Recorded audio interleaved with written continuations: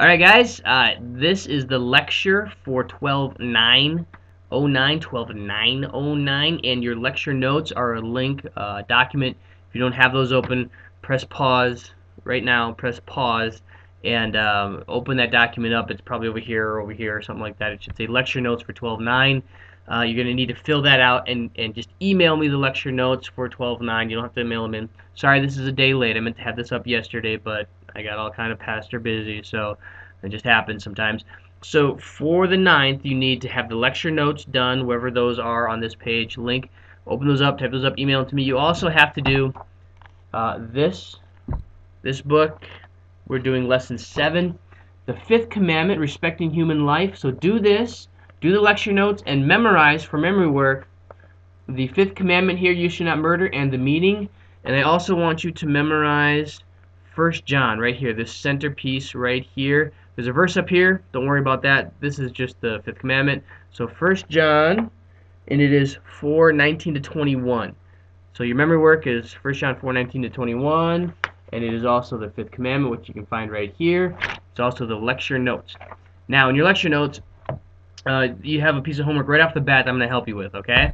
We're talking about murder. Now, I know a couple of you are murderers. I do actually know that for a fact, and I won't talk about that. Um, but what I mean is Jesus compares murder to something else in the Bible, okay? And in reality, we're all murderers when you look at it, how Jesus looks at murder in the Bible. So I want you to look up in the Bible what Jesus says about murder. And you might think, I don't know how to do that. Well, it's in the lecture notes. You're going to have to record what Jesus compares murder to. He says, "You have heard it said from long ago, you shall not murder. But I say to you," and he compares murder to something else. So how do you find that? Your Bible, either the Concordia Self-Study or the Lutheran Study Bible, doesn't matter. Either one of these, you look it up in the back in the concordance. So open your Bible, either one, to the very back. There's a list of words back here, and I want you to look up the word murder, okay? And it's quoting the 5th commandment, you shall not murder. Now think about it. If Jesus is quoting it, is it in the Old Testament? Is it probably in the New Testament? If Jesus is quoting it, is it probably one of the Gospels? Right. So look up murder in the back of your Bible in the concordance and find the one from a Gospel in the New Testament and turn there, and you're going to find Jesus said, "You have heard it said from long ago, you shall not murder, but I say to you," fill it into the lecture notes, okay? So we're talking about murder next week. What I really want to do in the lectures is talk about our physical bodies, what it means to have a physical body, to actually to be human.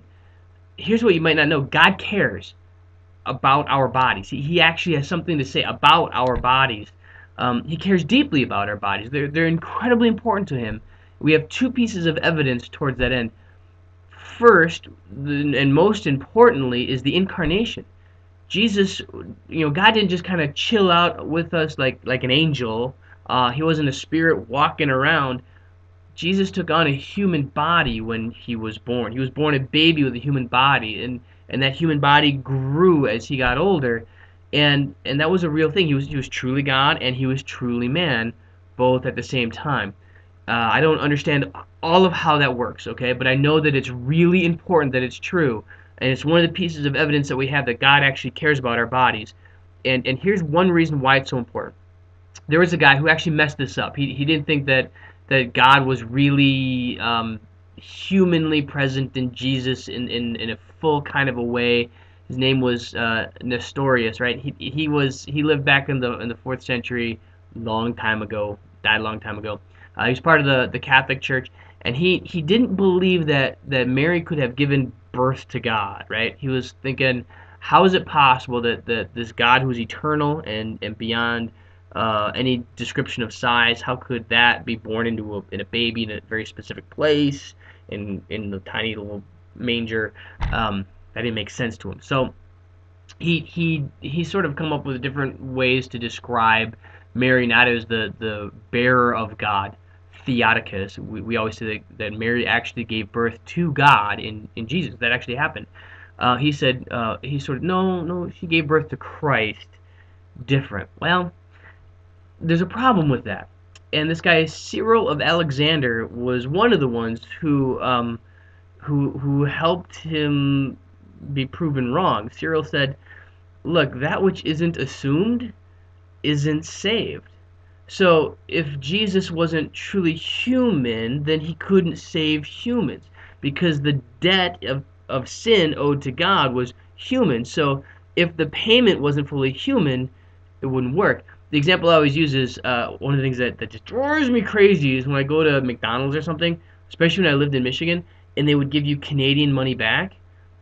It drove me nuts because you would give them money and they would give you a Canadian quarter and you don't notice and you put it in your pocket and drive away and then you're like, ah, because you can't use, they won't take the Canadian money at that McDonald's. They'll give it to you, but they won't take it because we live in the U.S. and that Canadian coin, they won't take it. It's the wrong currency. So you can't pay people in the U.S. with Canadian currency because we're in the U.S. We can't repay God. God can't be repaid for humanity with something that's not human. So what Cyril said was that which is not assumed, that which is not assumed is not redeemed, is not saved. So if Jesus didn't assume a full body, if God didn't assume a real human body when he was born, then he would never be saved. There was a council of Ephesus in 431 that essentially called Nestorius a heretic, booted him out. Lots of bad things happened. Thousands of years later, we kind of have it all figured out, more figured out, I should say, at this point. So that's what you need to know. Nestorius, he said that Jesus wasn't fully human in his body, and Cyril of Alexander said, no, he has to be because if he wasn't, then our bodies wouldn't be fully redeemed. The second piece of evidence that we have that God actually cares about our human bodies, our physical bodies, is this, that he is raising us from the dead in a physical way. We say this all the time in the Apostles' Creed. I believe in the resurrection of the body, this body. We have this mindset, this idea that when we die, we go up to heaven and we float around on a cloud, play a harp, right? And we're like spirits, and we can like pass through each other or something. No, no, no. God raises us up in our bodies. That's what we believe. We're raised in a very physical way for a new heavens and a new earth. We're going to be physically present. When you wrap your arms around your family, your friends, you're gonna feel them. You're gonna hug them. It's gonna be awesome, man. You high five instead of being like a ghost high five. Be like woo. You're actually gonna connect on it because we have physical bodies. Okay, so those are the pieces of evidence. And I just kind of want to finish with this. God has a right to care about our bodies. Okay, He made them. They're His. We're like a living statue, a piece of artwork. We are a real canvas that He has created, and then He made us. So of course He has a right to care about our bodies. There's so many people walking around and say, "This is my body. I can do whatever I want with my body. It's my body." Well, you know what? God created that body. It would be like, if you created a painting and then somebody decided to destroy it because they just wanted to. Well, it's yours. You made it. You should have all kinds of rights over it. And that's why God has the right to care about what we do with our bodies.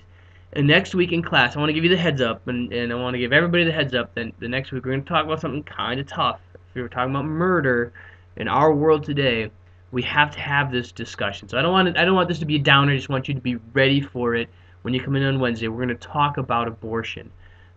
It's a tough topic to handle. I totally understand that, but I don't think we can ignore it, and I don't think we can walk away from it. So in class on Wednesday, just be prepared for that. We're going to talk about abortion. Remember to have your lecture notes done, your memory work done, the blue book done, and we'll see you on the 9th.